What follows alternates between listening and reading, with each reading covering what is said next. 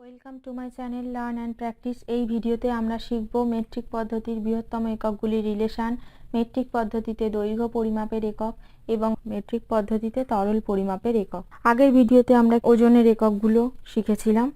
যদি না দেখে থাকো প্লিজ আগের ভিডিওতে গিয়ে তোমরা একটু দেখে নাও, আর please like, share and subscribe my channel.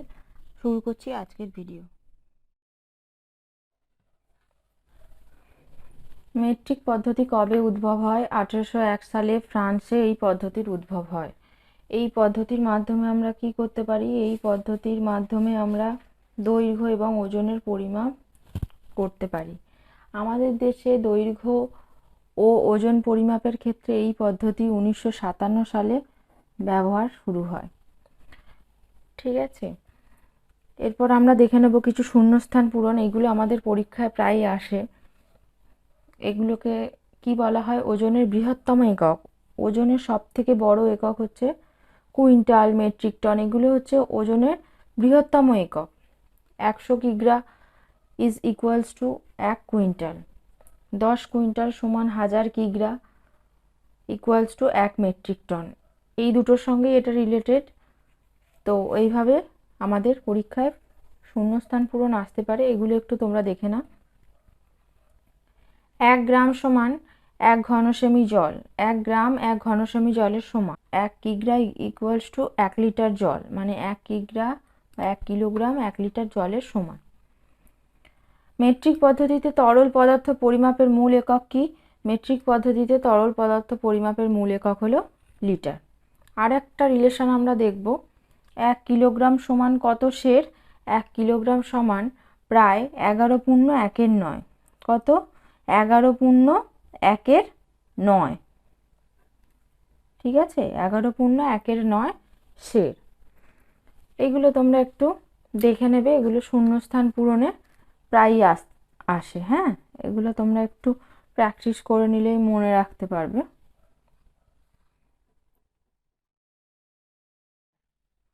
আচ্ছা, এবার আমরা দেখে নেব কি কিলোমিটার। এগুলো একক। Kilometre, hectometre, decametre, metre, decimetre, centimetre, millimetre. কিলোমিটারে কোনো সংখ্যাকে হেক্টোমিটারে প্রকাশ করতে হলে 10 দিয়ে গুণ করতে হবে। 1 কিলোমিটার সমান 10 হেক্টোমিটার। হেক্টোমিটারের কোনো সংখ্যাকে ডেকামিটারে প্রকাশ করতে হলে 10 দিয়ে গুণ করতে হবে। 1 হেক্টোমিটার সমান 10 ডেকামিটার।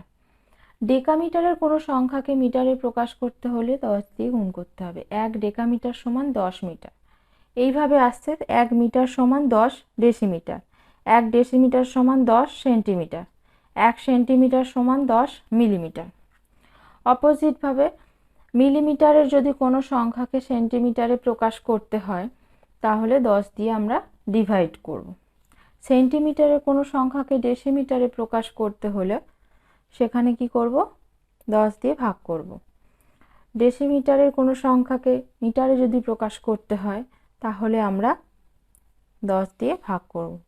এবারে ডিরেক্ট যদি মিলিমিটারের কোনো সংখ্যাকে মিটারে প্রকাশ করতে হয় তখন কত দিয়ে ভাগ করব? এই যে কটা পাচ্ছি, 1 10 ইন্টু 10 ইন্টু 10 1000। তাহলে মিলিমিটারের কোনো সংখ্যাকে যদি মিটারে প্রকাশ করতে হয় ডিরেক্ট, তখন আমরা কি করব? 1000 দিয়ে ভাগ করব। মিটারের কোনো সংখ্যাকে ডেকামিটারে প্রকাশ করতে হলে 10 দিয়ে ভাগ করব। ডেকামিটারের কোনো সংখ্যাকে হেক্টোমিটারে প্রকাশ করতে হলে 10 দিয়ে ভাগ করব। হেক্টোমিটারের কোনো সংখ্যাকে কিলোমিটারে প্রকাশ করতে হলে 10 দিয়ে ভাগ করব। তো এইভাবে আমাদের মনে রাখতে হবে। খুব ইজি ব্যাপার। এইবারে এখানে যেমন তোমরা একটা মিটার দেখলে, এই মিটারের জায়গায় গ্রাম ইউজ হতে পারে মুখ্য একক, গ্রাম, আর একটা হতে পারে লিটার মুখ্য একক। এইগুলো হচ্ছে মুখ্য একক। এটা ওজন পরিমাপের একক হচ্ছে গ্রাম, তরল পরিমাপের একক হচ্ছে লিটার, আর দৈর্ঘ্য পরিমাপের মুখ্য একক হচ্ছে metre. Kilometre, hectometre, decametre, metre, decimetre, centimetre, millimetre. সেমভাবে কি হবে? এটা kilogram, hectogram, decagram, gram, decigram, centigram, milligram. Litre যদি ইউজ হয় তখন এটা কি প্যাটার্ন হবে? Kilolitre, hectolitre, decalitre, litre, decilitre, centilitre, millilitre. এইভাবে হবে সেম প্রসেস। ঠিক আছে, একটু দেখে নাও রিলেশনগুলো। 1 কিলোমিটার সমান, আগেই বললাম 1 কিলোমিটার সমান 10 হেক্টোমিটার, আর 1 কিলোমিটার সমান 100 ডেকামিটার। কি করে এলো? কিলোমিটার থেকে দেখাই, কিলোমিটার থেকে ডেকামিটার, এই যে এই 10 এই 10, তাহলে কি হলো 10 ইন্টু 10 করে আমরা পেলাম 100 ডেকামিটার।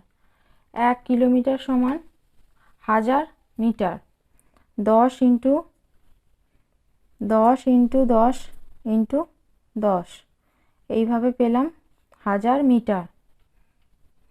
1 মিটার সমান, 1 মিটারের কোনো সংখ্যাকে ডেসিমিটারে প্রকাশ করতে গেলে কি করব?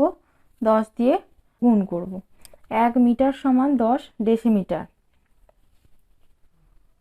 1 মিটার সমান 10 ইন্টু 10 100 সেন্টিমিটার।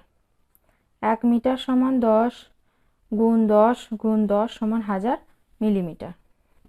এইভাবে আমাদের রিলেশনগুলো, এইগুলো মনে রাখলেই তোমরা করতে পারবে, কোনো কঠিন কিছু নয়, একটুখানি মন দিয়ে মনে রাখতে হবে, প্র্যাকটিস করতে হবে।